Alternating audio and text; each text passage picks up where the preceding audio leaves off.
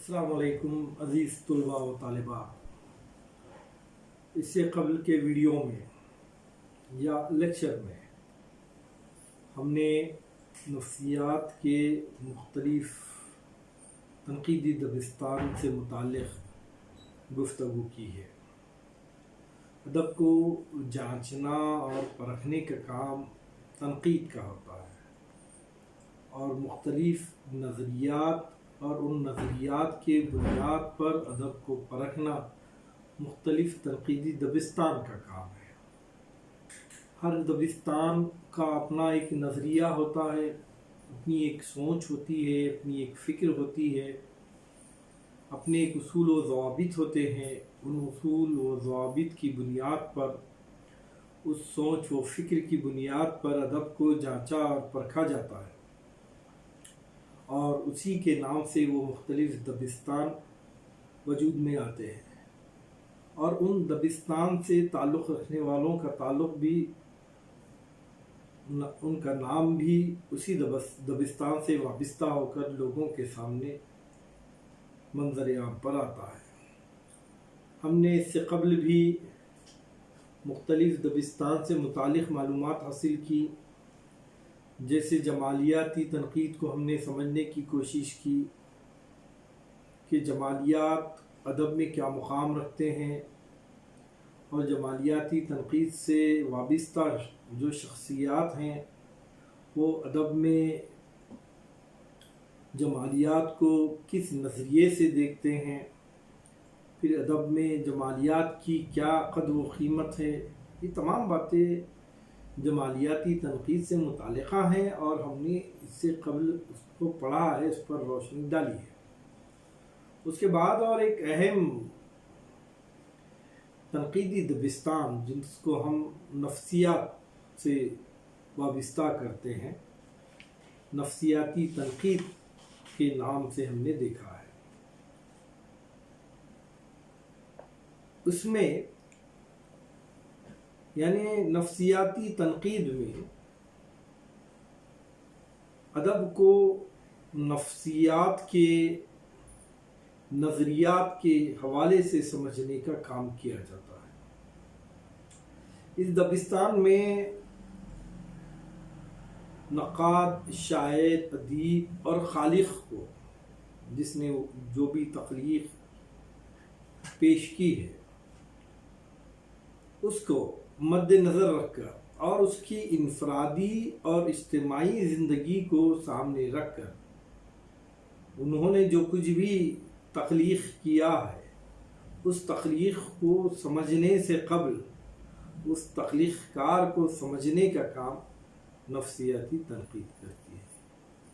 उनका ख़याल से मुराद नफ्सियाती नक़ाद का ख़याल है कि हर तख्लीक़ पर खालिक़ का, यानी जिसने वो तख्लीक़ को वजूद में लाया, लिखा, तसनीफ़ किया, शायरी पेश की, जो भी है, उसका गैर शऊरी तौर पर असर पड़ता ही है।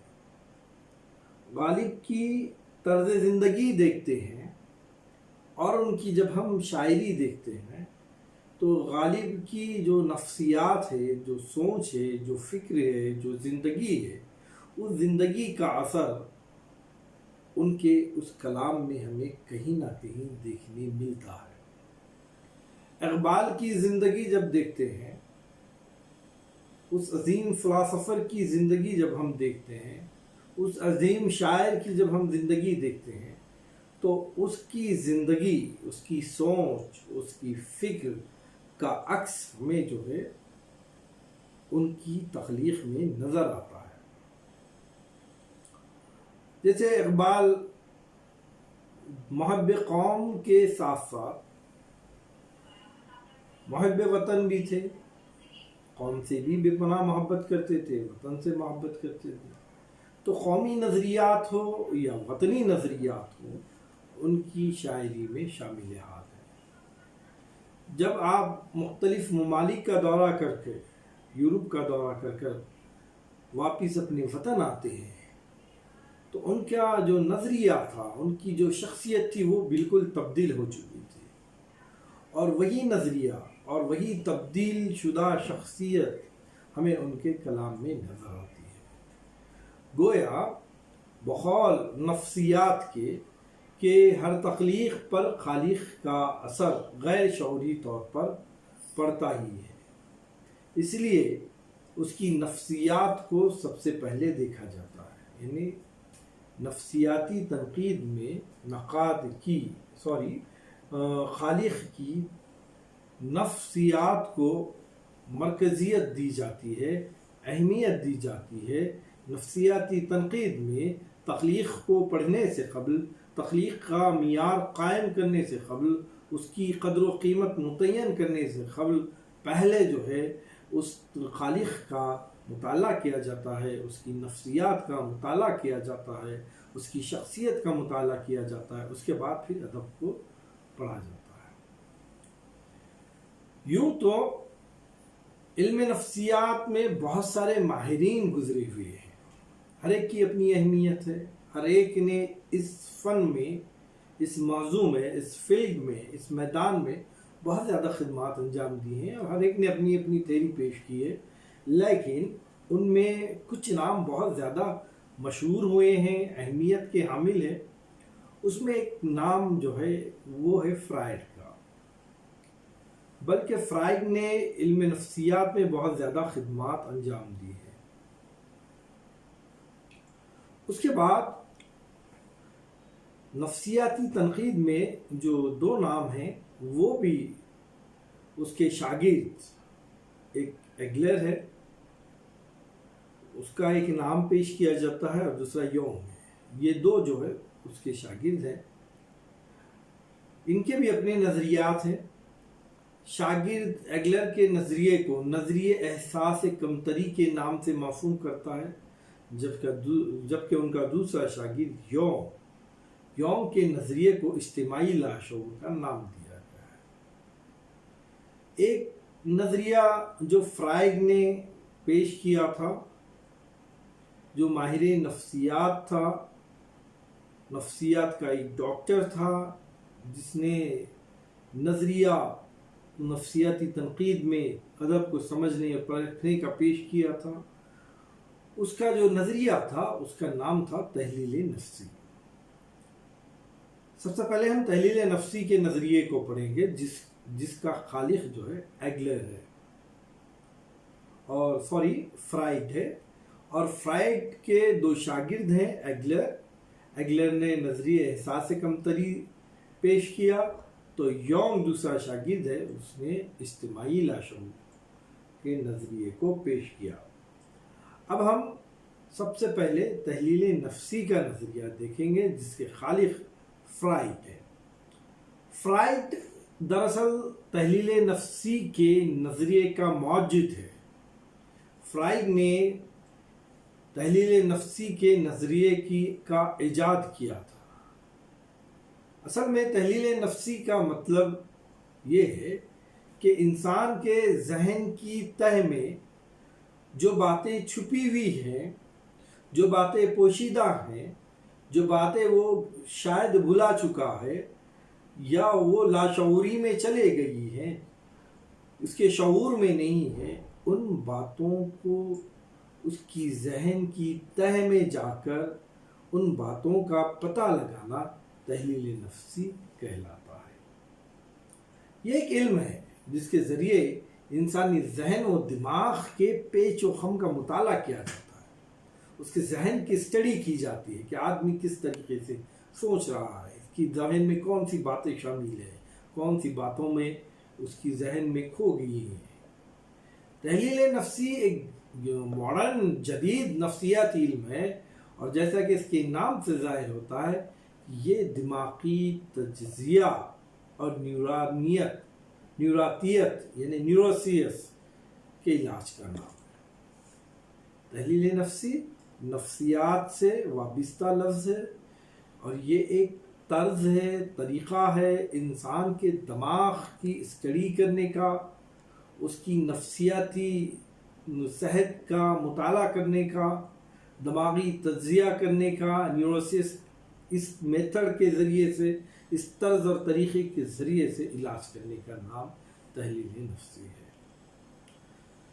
یہ جو جناب فرائڈ ہیں، انہوں نے سب سے پہلے 1881 میں 1881 میں، جی ہاں میرے خیال سے 1881 ہی ہے، ہاں 1881 میں ہسٹیریا ایک مرض ہے، ذہنی دماغی مرض ہوتا ہے یہ، اس مرض کی ایک عورت ان کے پاس آئی تو فرائڈ نے اس عورت کا علاج کیا، اور آپ کو پتہ ہے وہ علاج کس طریقے سے کیا؟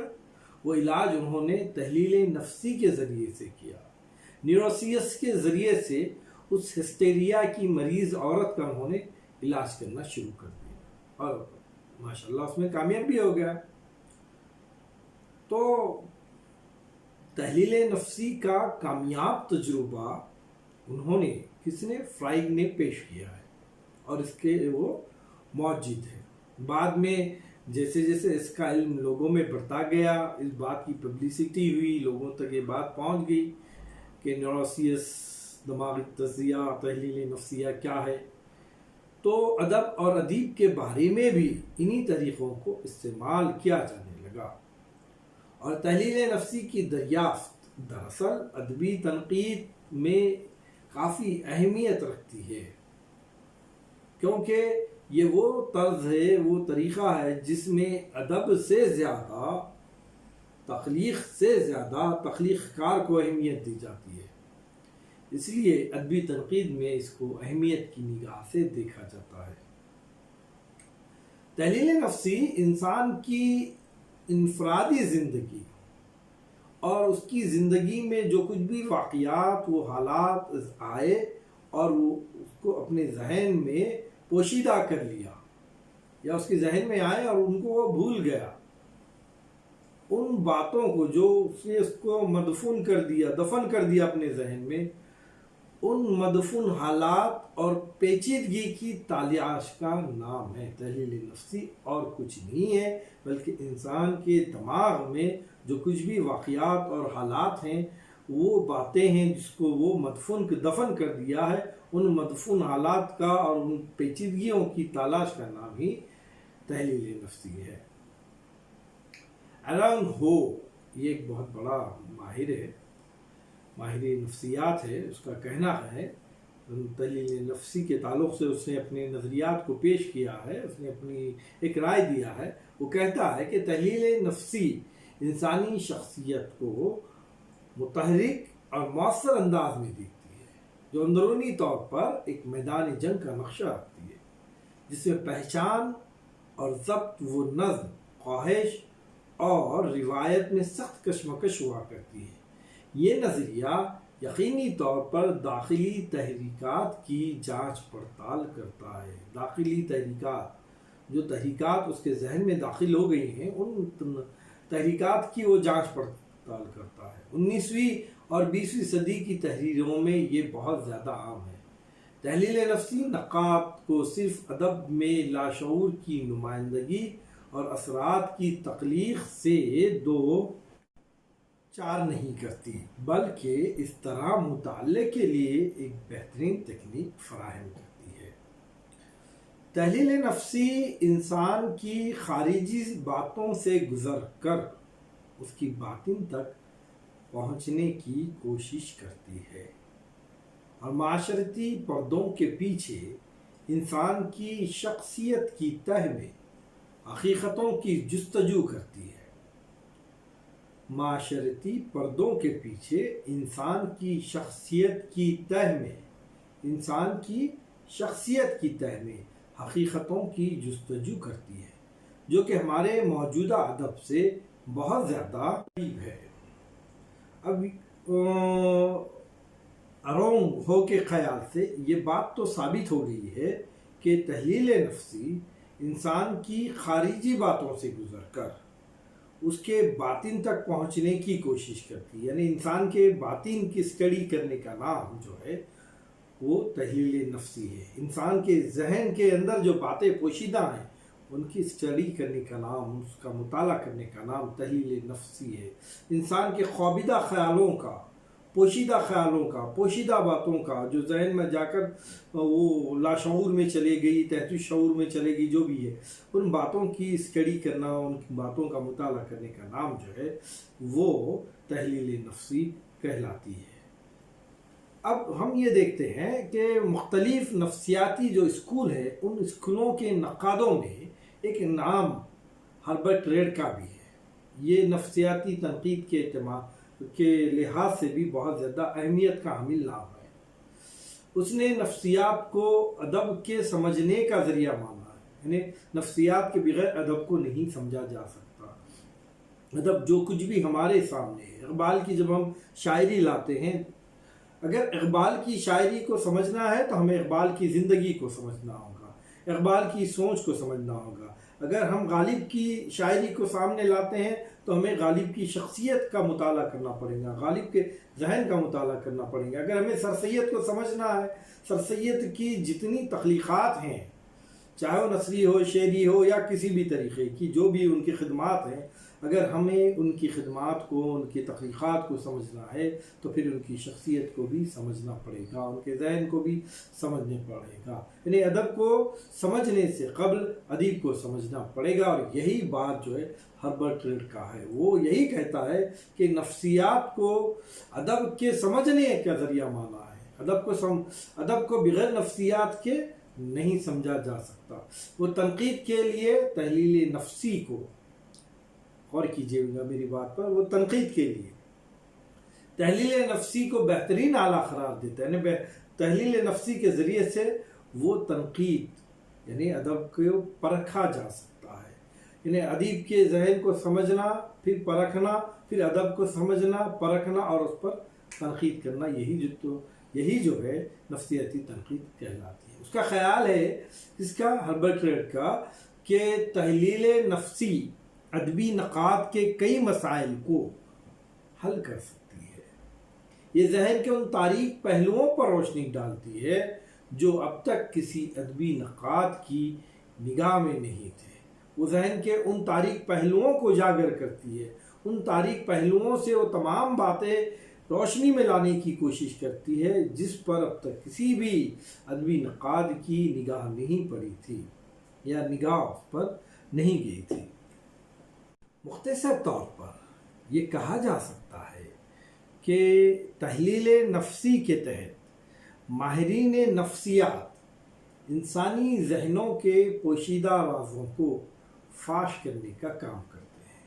انسانی ذہنوں کو وہ حصہ، ذہن کا وہ حصہ جو پوشیدہ ہے، وہ ذہن کا حصہ جو تاریکی میں چلا گیا ہے، وہ ذہن کے اندر کی وہ باتیں انسان کے جو اس کو وہ بھلا بیٹھا ہے، ان باتوں کو وہ عیاں کرنے کا کام جو ہے وہ تحلیل نفسی کرتی ہے۔ یعنی انسانی ذہنوں کے پوشیدہ رازوں کو فاش کرنے کا، ظاہر کرنے کا کام جو ہے وہ تحلیل نفسیاتی کرتی ہے۔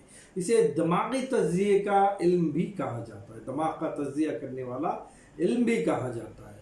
فرائڈ کا یہ نظریہ اور دوسرے نظریات سبھی آپس میں ایک دوسرے سے جڑے ہوئے معلوم ہوتے ہیں۔ مثال کے طور پر نظریہ جبلت، نظریہ لاشعور اور نظریہ تحلیل نفسی کے مطالعے کے بعد یہ واضح ہوتا ہے کہ تمام نظریے آپس میں تصورات کی ہم آہنگی رکھتے ہیں۔ غرض کہ تحلیل نفسی ایک عمل ہے، ایک علم ہے، ایک طریقہ ہے، ایک طرز ہے جس کے ذریعے سے ہم دوسرے نظریات کا، دوسری سوچ کا، دوسری فکر کا، دوسرے ذہن کا یا کسی اور کے ذہن کا مطالعہ کر سکتے ہیں، یا اس میں دوسرے نظریات کا دخل بھی ہوتا ہے۔ تو یہ تھی نفسیاتی تنقید کے متعلق بات۔ نفسیاتی تنقید جس میں ادیب کا مطالعہ کیا جاتا ہے یا تخلیق کار کا مطالعہ کیا جاتا ہے۔ نفسیاتی تنقید میں اہم نام فرائڈ کا ہے، اس کے بعد اس کے دو شاگرد ایگلر اور یونگ کا ہے۔ تحلیل نفسی یہ ایک بہترین نظریہ ہے، اس کے علاوہ دیگر اور بھی نظریات ہیں جس میں نفسیاتی مباحث شامل کیے گئے، نظریہ شعور، لاشعور اور تحتی شعور، نظریہ لاشعور اور جبلت، اس کے علاوہ جو ہے نظریہ احساس کمتری، اجتماعی لاشعور کا نظریہ وغیرہ وغیرہ۔ تو بہرکیف آپ کے ذہن نشین کرنے والی اہم باتوں میں ایک نفسیاتی تنقید میں ادب سے زیادہ تخلیق کار کا مطالعہ کیا جاتا ہے۔ فرائڈ، یونگ اور اس کے اور ایک جو شاگرد ہیں جن کا نام میں نے ابھی آپ کے سامنے لیا تھا میرے ذہن سے، ایگلر اور تحلیل نفسی نظریہ، یہ بھی جو ہے آپ لوگ یاد رکھیے گا۔ انشاءاللہ اس سے متعلق اور دیگر باتیں ہیں یا دیگر نظریات ہیں، اس کو بھی ہم پڑھیں گے۔ اور اس کے ساتھ ساتھ یعنی جب نفسیاتی